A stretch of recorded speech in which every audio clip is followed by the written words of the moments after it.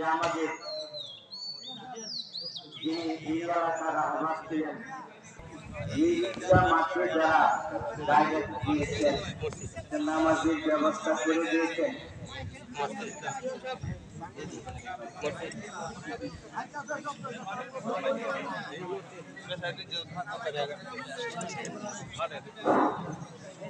যারা এই মাঠের মধ্যে নামাজের ব্যবস্থা করে আয়োজন করেছেন, তারা চাকরি দুনিয়া থেকেও বিবেচিত নয়।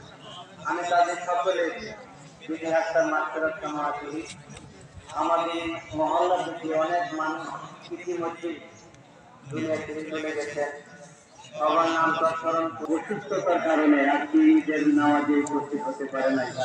আমরা দোয়া করব আল্লাহ পাক যেন তাদেরকে সুস্থতা দান করেন এবং আমাদের যারা উপস্থিত হয়েছে আমরা আমাদের আত্মীয় স্বজন পিতা মাতা অনেক কিছু খবরের দায়িত্ব আছে।